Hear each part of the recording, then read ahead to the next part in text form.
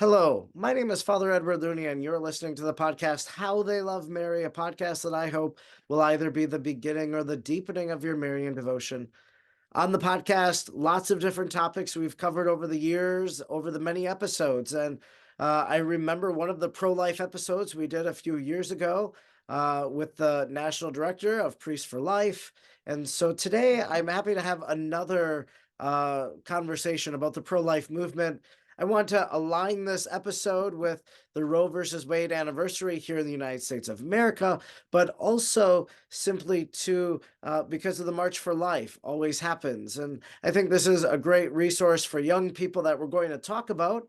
And I'm very happy to be speaking today with Patricia Wiedemer, who is the executive director of the Prince Edward Island Life Association and also Life Canada. So she is really involved in the pro-life movement in Canada, and I'm excited to hear more from her today about her work and also about a project that they have been working on, a comic book, a pro-life comic book called The Gift. So thank you so much, Patricia, for joining me today. Thank you so much, Father. It's wonderful to be here. I'm excited to chat about a topic I'm very passionate about. Yeah, for sure. And of course, working in the pro-life movement, you have to be passionate about it, passionate about life and defending life. And I think our paths crossed through Marystown, which is this Mhm. prayer network for Hollywood. And you were there and you were talking about it. And I'm like, oh, that's intriguing. I would love to talk about it. And you were so kind to ship me also a copy of the comic book as well. So that's how I became aware of the project. And I think sometimes people are like, Father, where do you find your guests? Like, how do you find them? It's like, we just cross paths. That's, virtually or in real life, or I see someone wrote a book and I'm like, oh, I want to talk to them about that. So thanks so much for joining me. And maybe just tell me a little bit about your pro-life story. So how is it that you became so invested in the pro-life movement Mhm. that you would become the executive director of two different pro-life organizations in Canada? Well, I'd have to attribute that to this is God's will. It really is for me an aspect of deep of my faith of how can I serve best. This is not everybody's case when it comes to the pro-life movement, but for me personally, I would definitely say God has certainly opened this path for me. My life was spent mainly in Germany. I moved from Prince Edward Island as a girl to Germany when I finished high school and a couple of years of university. Completed my master's over there, met my husband, had 5 kids, worked for the US Army in the chaplaincy service. And that's where most particularly my faith started to really blossom. I became involved in education of the children and in the ecumenical chapel life that we had there. You had to learn to speak, if I may, a Christian language versus Catholic language, and to be able to resonate with the people you're speaking with. Everybody wants good, and everybody wants to work for good. And when we use our language, our examples, our events, and so forth to bring out the good in everybody, it's a win-win all around. And that was a particular lesson that you had to learn in order to keep harmony with all the different groups working in the same building, as anybody who works with people will know. From there, in 2014, my husband passed away, and myself and the kids felt it was better for us to move back to Prince Edward Island, and not without a little nudge from God, because every single door that I had thought should be open to me on the European side was closed. There was no go in that direction. So I said, yes, Lord. And we came back to PEI, and very pleasingly, all my children did as well. I have a daughter and son-in-law now and 3 grandbabies. So the older 2 have settled here. I have 3 younger, the one's finishing her master's, the other's finishing her veterinary degree, and my son is in the Royal Military College in just outside of Montreal in Canada here, so as a naval cadet, officer cadet. So they've all found their paths, and this is for me a sign that this is where God really wanted us to be. My journey here to the pro-life is came about when a young lady said she was stepping down and they needed someone to replace her. So I said, I'll take the job. And I loved it right from the beginning. It was working with various peoples in a topic that was deeply related to my faith. I strongly feel that this is the prime battlefront of family and marriage and life. This is what many say in the Catholic faith. And for me personally, I've seen it played out that all these things interconnect. So this is my heart's ground where I love to work, and I love to help people be able to choose better, to choose life, and to choose hope in the many ways. So in the United States, abortion becomes legalized because of a Supreme Court decision called Roe versus Wade. How does abortion become legal in Canada? Was there a Supreme Court decision like it was for us, or was it a legalization matter through law, or how did the kind of the anti-life agenda advance in Canada? Yeah. Interestingly, whereas the United States had a law that you wanted to take down, in Canada, we don't have a law at all. We've got an infamous vacuum that we speak of. In 1969, so on or about the same time when these topics were being discussed in the Western world, Canada's path started when Pierre Elliott Trudeau, the father of our present Prime Minister, opened up an exception to the law in 1969 on many different areas, but for our topic here today, he opened up the path that abortion could be permitted in the case of need.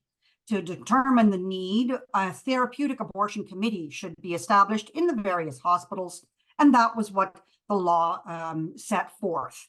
Now, because Canada is so varied and wide, not every hospital had these therapeutic committees. It was restricted to the 12-week time limit, and many of the women couldn't make it to a hospital in order to meet with one of these committees. So in 1988, Morgentaler decided that this was unfair. He brought the case to court, and the Supreme Court deemed it unjust on the basis of access. Not that the law was unjust, but that it was unfairly accessible to Canadian women. So they struck it down and put it back to Parliament to say, we need another law in Canada. This one is insufficient. So back in the hands of Parliament. And that's where the matter has rested since 1988. There's been a number of different attempts. They failed in Parliament. The pro-life movement grew up substantially by working for the establishment of a law in Canada. We remain the only democratic country that does not have a law to protect the child in the womb throughout the entire pregnancy. So in fact, legally, the child in the womb is not even deemed a child. Real protection begins after birth. And anyone who knows the wickedness of the anti-life side, there's a lot of discrepancy and vile things that happen within that categorization of a child only being deemed worthy or under protection as of full birth. So that's where our Canadian law stands at the moment, the absence of a law. The pro-life movement grew into different factions. This is similar to the US, that you have your legal aspect, you have your educational aspect, and you have your pastoral aspect. Each of these can have different various forms of activism or background work. My area falls into the educational. So I fondly call us the smoke detector people. We're not dealing with the ultimate crises. That's our pastoral people who are in the pregnancy care centers, for example. They're dealing directly with the women who need help right now, this minute, immediate things. The educational side is what appeals to me mostly, that it's the promotion of a culture of life.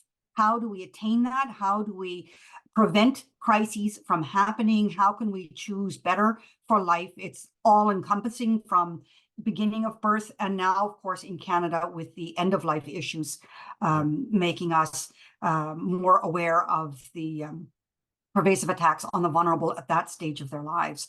So it's a broader mandate, perhaps, that can fill in multiple areas. And then, of course, our legal side, they're the lawyers, the experts, and the parliamentarians in that area to get people into Parliament in order to vote for the laws which our experts are working on. So that's a little bit of the Canadian landscape.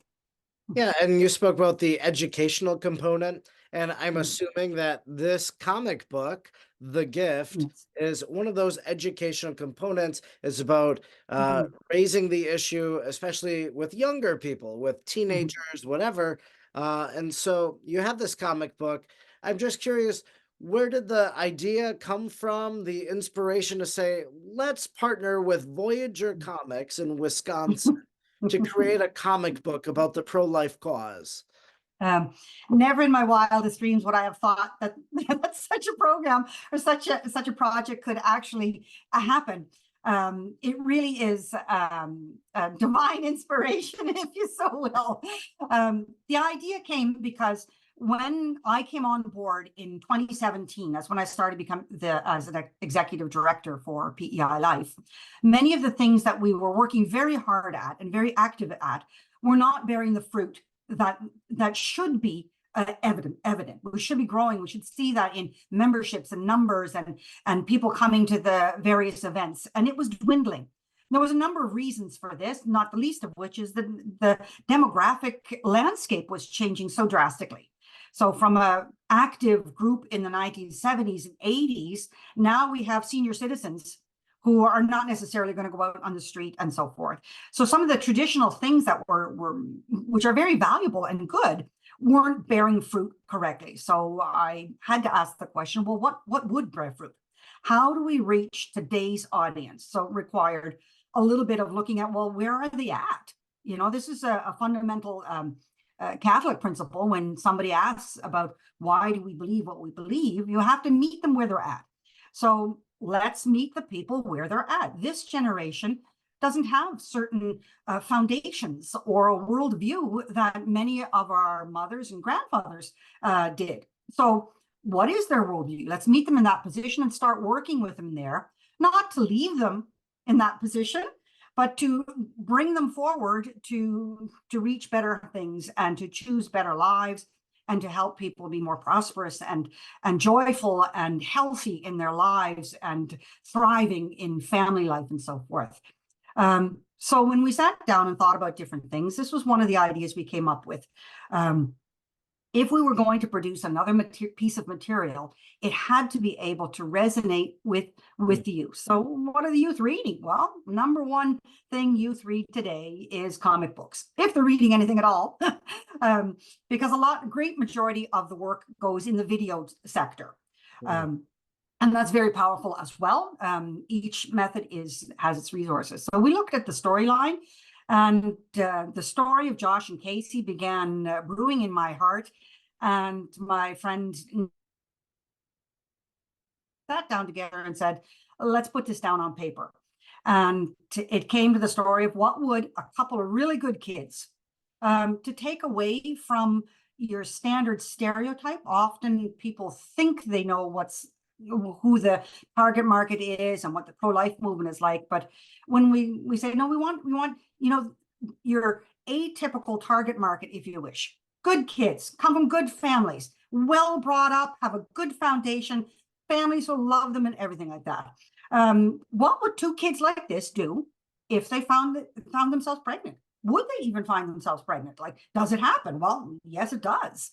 So Josh and Casey became our high school basketball player and our beautiful young Casey there, who are 16 and 15 years of age. And Casey wants to give Josh something very special for his 16th birthday. They've been dating a year. They are absolutely convinced they're going to get married. In the background story, I know in the comic book, we had to cut so much to get it in a comic book form. The background story is that Casey's parents were married after high school, so they have a real life precedent to say, in a couple of years we're going to be getting married. So it's logical in their world to think that this is the way we should express our love to one another, and the world at large sadly says yes. That's exactly the way true love must be lived out. And now we could talk long and hard whether that's true, and for the sake of the argument, I'll say no, it's not true. because it leads to so many other difficulties. And the challenges that they have, the young couple finds himself pregnant and they're surprised, the contraception didn't work. Oh my goodness. It's not as reliable as they thought. This wasn't supposed to happen. Oh my gosh, my mom, my dad, they're going to kill me. they're in panic. It's what two teenagers would absolutely feel in that moment. And now they're faced with the decision. What should we do? The reigning theme of today's world is choice. So we said, fine, we'll take them by their word, and we're going to offer the choice too. The ending of the story has 3 choices, and this reflects the reality of any young couple finding themselves pregnant unexpectedly. Sadly, abortion is the #1 offer they would get. The 99% would say, don't have the baby. We can look after that. So if they were just looking, that's the first answer they'd find from the generic public. Second option is they could place the child for adoption. So we have in the story, Casey's aunt had a child way back in her day. And Casey says, well, she had to give up the baby. And we learn in the story that, well, we don't speak in those terms today. We say placing. It's a gift of giving the child into another family to care for. We have open adoptions, semi-open adoptions, and so forth. It's changed quite a bit. And the last option the children have is the option to parent. Each of these options has challenges, and I don't like to use the word benefit when I'm speaking of an abortion, but the immediate sense of relief, I don't have to look after a baby, my problem is gone, is a fake sense of accomplishment in this. And it comes back to bite the young couple, because Casey learns later on in school about human development and realizes that her 8-week-old fetus, embryo, however they degraded this problem, was actually a real baby. And she's deeply devastated by this. So that part of the story deals with how can you find healing from this. So when we got our story mapped out and to decided how it was going to end and what do we want to emphasize in this story, we began looking for artists. We found none in our immediate area. And by chance, over Facebook came an advertisement from Voyage Comics advertising one of their latest editions called Carlo Acutis. And it was, as you know, the story of Blessed Carlo is a teenager. And the drawings on this book were fantastic. It just overwhelmed me of how accurate and real this artist and this publishing house was able to capture the world of the teenager. And I immediately said, those are my guys. I want them. And when I talked to the team, I thought, oh my gosh, they're never going to take us. They work with big name companies. But I thought, what the heck, shoot them an email.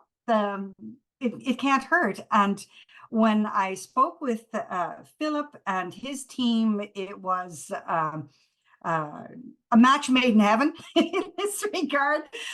They have a particular ethics. They want Christian stories, and they focus on that particular area. So they had a standard that they wanted to maintain.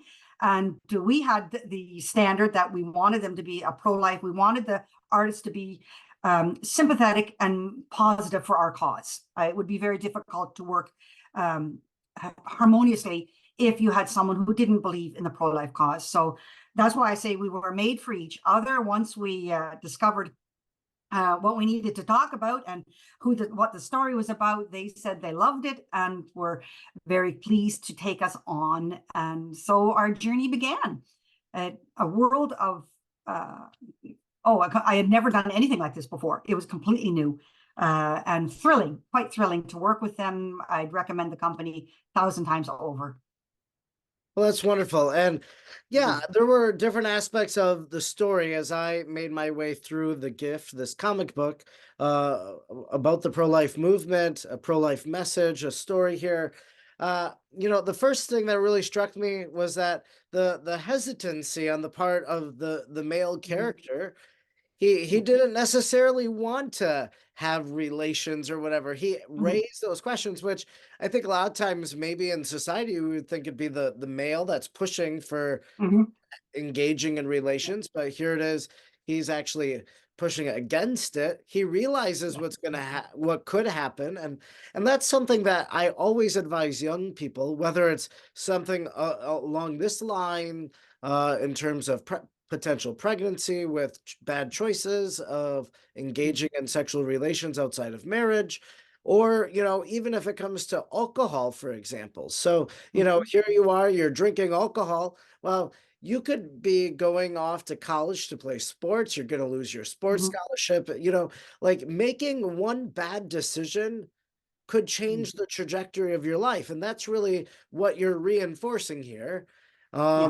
And especially with these three paths. So Mhm, you have the path of, okay, choose the abortion. Well, that drives a wedge between these two. They thought they were going to get married and now they barely talk to each other. yeah. Mhm, It could be the adoption component, how they come together there, so by choosing, but the also then having the child, raising the child as a mhm, family, him being a provider and working, mhm, like it really kind of paints that picture of what that would look like. yeah.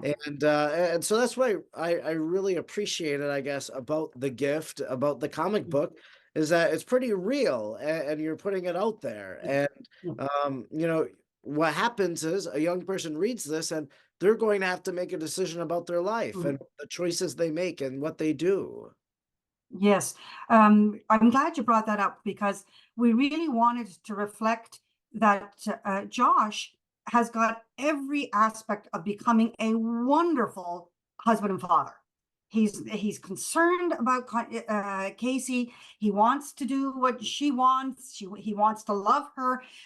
One point in the story, when on the third option with parenting the child, he says out loud, "I'm going to quit school and I'm going to go work." And his own dad says, "Oh, no, you're not. If you want to be a real father, you've got to have an education. So, you're going to have to find a way around this." Josh is 16. He doesn't know how to be a father yet. He's too young. And the fact that he's already displaying the concern and love that he has for Casey is beautiful. It's absolutely wonderful. And the fact that Casey too is, both of them say, like, it's you and only you that I want. Their desire for one another, their love for one another is absolutely beautiful and tender and young at this point in their lives. What they desire is not, I wouldn't say morally wrong. Acting on it at this point in their life, that is where their error of judgment comes in, because they don't understand what this gift means. And hence the name of the comic, the gift of human love, the gift of family, the gift of marriage, the gift of adoption, the gift of parenting, of becoming father, mother. All these things are wrapped up in our decision to give ourselves in this way to one another. Josh and Casey, their timing is completely off. And it's not because their desires are wrong. They're just not ready to act on them yet. And this is something fundamental that we do have to understand in our faith as well. From a Catholic perspective, then speaking, that we would use that opportunity, that scene in the comic book to say, well, what other choices could they have had? Were they, perhaps in a situation, what we would refer to as an occasion of near sin? They were alone. The room was dark. They were in love. It was his birthday. There were so many elements pressing in on them where It was they thought, premeditated too. it was premeditated. Exactly. Casey knew this, and she was willing to act upon this in this way. So there were a number of things there where she could have said no, or sought counsel, perhaps from her mother or someone else trusted in her field. Even the girlfriends, if you look at them in the scene where she's telling them her plan in the bathroom, not all of the girls are so excited about this. The one's looking at her phone rather skeptically there, and the other's like, aren't you worried about this or that? And she's blowing all their fears to the side, saying, no, it's all going to be good. It's all going to be great. What could go wrong?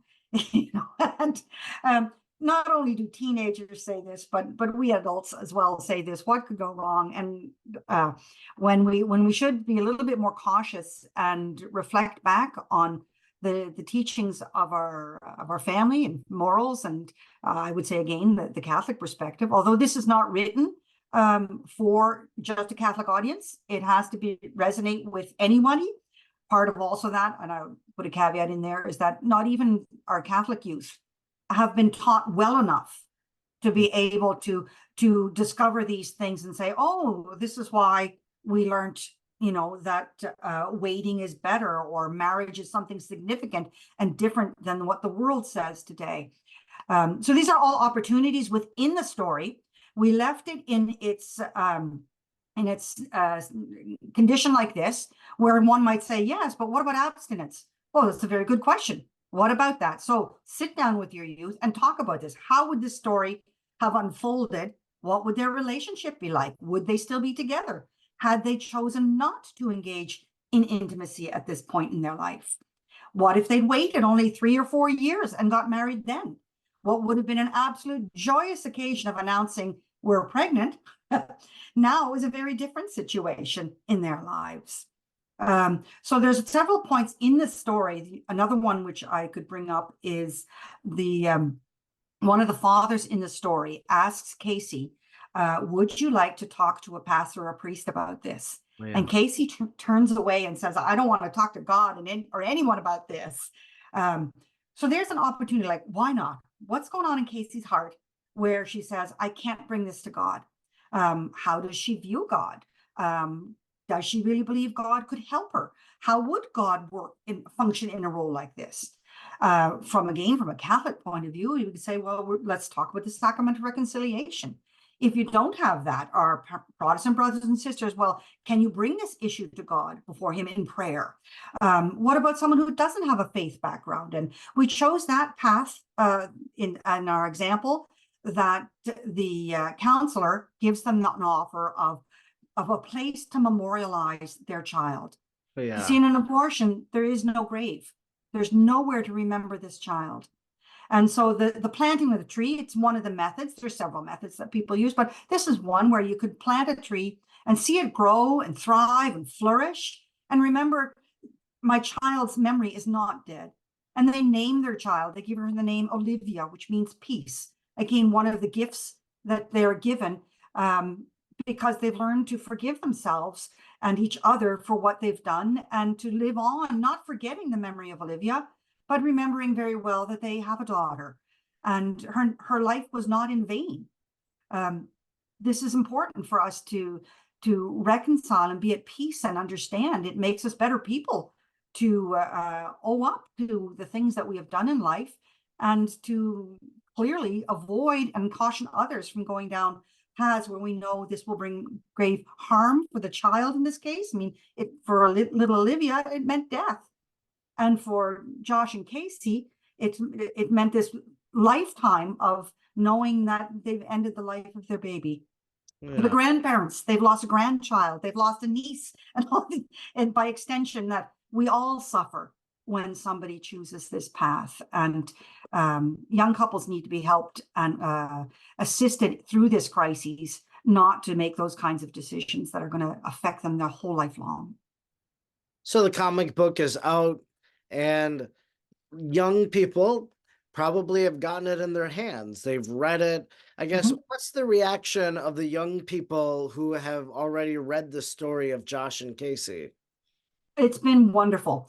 The first thing that they love is the graphics. So absolute 5-star review to Voyage and to their artist, Bruno, who did the work on the design and so forth. It's a team effort through and through. Whenever you have dabbled in these kinds of things, because it goes from the master drawer then through the path. But definitely they are the masters of their trade. And we wanted it to be able to compete with whatever else is out in the market. So it had to be what I call Marvel comic level. But on that level where the youth are going to say, hey, what is that? I want to look at that. And that's the first thing our young people look at. So they'll pick it up and they'll start looking through it.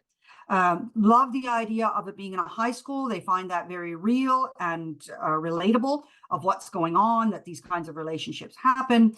The storyline, what the youth really appreciated was the fact that we did illustrate the three paths that they could take. They simply hadn't put them all together in the youth's mind. Often it's only one or nothing, kind of the black and white phase that from their development. But here they see that, oh my gosh, there were more options in here. In fact, there were better options. They've brought back wonderful reviews. Would like more. So we've got another story in mind for next year. Wow. I'm very pleased with that. They've been candid as well. Not everyone youth has been of a Christian orientation. They thought that was done well, that it wasn't written from a religious point of view, but from a very neutral point where they the class that we were working with, some of them were very ardent Christians, others had no background. They're come from a very different culture. So they were very positive on being able to relate to the story and contemplate. The other thing they liked is reading it before anyone's in that kind of a situation. Yeah. That they've already got some power there and words of empowerment, encouragement, not only for themselves, should they find in that position, but also for friends and neighbors, and to be able to speak out on that. And I'm sure they will amongst themselves. And that was the whole purpose of the comic, to be able to get them to do that. So this comic, The Gift, you graciously sent it to me all the way from Prince Edward Island. But how could somebody get their hands on a copy of it if they live in the United States? I direct you immediately to Voyage Comics. They are the sales representative for us in the United States.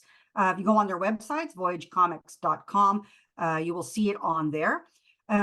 The other thing for the Canadians is that they can get that through us or pro-life groups. We are going to be distributing, we are raising funds right now to supply Canadian parishes, schools, youth groups, pro-life groups with 50,000 copies. That is our goal, to raise funds to provide that free of charge to our groups, so that everybody can get hold of this comic. We don't want any group to say, well, we can't afford it. So many of our smaller groups don't have the resources, and this shouldn't be a hindering block to getting quality, up-to-date resources for the youth of today, because only by authentic materials with authentic messaging are we going to actually begin to engage in a conversation that deals with this long before the crisis breaks out. One other item that I can mention here too is we have a teaching guide for The Gift. That's going to look, well, I got my screen share on here. It looks like the front of the comic. And when Neil and I sat down and looked at the storybook, we wanted to offer youth leaders a resource. How can I discuss this with my community group, my confirmation class, my sports group, whoever might be deciding to do it. Also for parents who would say, you know, I love the comic book, but gosh, I don't know what to say to my kids, or even how to begin the conversation. I'm not an expert in this field. And well, you don't have to be an expert. You just have to have some good questions and start talking. So the teaching guide goes over some of the very sensitive topics that why didn't we speak directly on abstinence as one of the options? Clear reason for that is that you can't speak about an unexpected pregnancy without engaging in intimacy. So that had to happen in this story. But it is an opportunity to speak with young people. Well, could there have been another alternative altogether? The issue we spoke of on forgiveness. Well, how do we find forgiveness? Is this an issue where we need to be forgiven? All those things are open-ended questions in many youth's lives. What about adoption? What are we doing for our young people to know about the advantage of gifting another family with a child? There are so many who are anxious for adopting a child in our world. And this is a great thing that Josh and Casey do in this story. The option about parenting, it is possible just because a woman has a baby doesn't mean your life is over. You know, you feel that way. And that's one of the lines Casey's mom says to her, your life is not over, it's changed. And each of these decisions changes the life of the individual, the young mother, the young father, the grandparents in the story, and most certainly the life of the child, who is the most vulnerable in this story. So these are some very real and deep questions that we need to ask, because we live in a society where this is treated quite callously and even very degrading and offensive to life itself when we offer abortion as an option with seemingly consequence-free, because it's not, and all choices are not the same. Yeah, well, definitely a big congratulations to all of you, and kudos to you at Prince Edward Island Life and also Life Canada, because I think what you've done is you've brought the pro-life message to a new market. You know, like there's only so many videos you can watch or leaflets that you can hand out. Like you've actually told an engaging story. And so um this is something that I don't think's been done in the pro-life movement before. And so, you're really kind of being a pioneer there. You know, John Paul II used to always talk about expressions of the new evangelization with new ardor and methods and everything like that. So, and it's so interesting too to think that comic books really, in a sense, had gone by the wayside for the most part, but then they've come back, and so it's kind of reviving an old medium for a new generation as well. So great work with The Gift, and people should definitely go and share this pro-life story with groups of young people in their life. Thank you so much. It was very much on our heart to appeal to that. What's going to work with this generation? Now, maybe in 15 years, it's going to be something different. And it doesn't negate any of the other wonderful things that people are doing. We need all different areas of work because people are different. What works for the one may not work for the other. This is a way to engage them in a young phase in their life where they're asking these kinds of questions, to do it in a way that they can take it and be seen with it at the same time. Anyone who looks at this comic book will see that, will be simply interested in the story, whether you're pro-choice or pro-life on this. There's something in it for everyone to look at. It's not offensive in character, design. This is why we're using the word comic book versus graphic novel. It falls into the graphic novel kind of a category technically, but the word graphic imagery in the pro-life movement conjures up a very different thought. These are the abortion victim photography, and our comic contains none of that. The reason being is it wasn't essential for the story. We don't need to speak on that aspect of the atrociousness of an abortion. Ours was to reach the youth before it comes to that point, to understand that there are more choices here in life than the immediate one presented by the world at large. There is a greater good to be had, and they can choose that. For me, I wanted to see Josh and Casey stay together and be together and be a family. You know, that's what I was cheering for as I read the comic book. So, well, thanks so much, Patricia, for joining me today to talk about this new comic book, The Gift. And yeah, definitely, you said that there's another story that's brewing, and Yes. I look looking at that story and seeing what that story will tell, and how that will captivate audiences with the pro-life message too. So thanks so much for your good work and your dedication to the pro-life cause and movement. Thank you so much. It's been a delight, and God willing, this is going to be a whole series of wonderful comics and topics that to challenge young people on life choices. That's the name of the series. So look forward to it. You can get it in the US through Voyage Comics. And if you're listening from the Canadian side, you can reach out to us at peilife.org or lifecanada.org. Websites are all up, ready to go, and send me an email and tell me what you think and how we can get some comics to you. And if you'd like to support the cause, of course, we are charities, and it works because the nation decides that we want quality materials to speak life to our youth today. And this applies to us all through the entire North America. And I'd go as far as the whole world. Everybody wants life. Well, God's blessings to you on the work you're doing. And yeah, may all these desires and wishes you guys have to share this story and more stories to come really come to fruition. So thanks again. Thank you. Take care. God bless.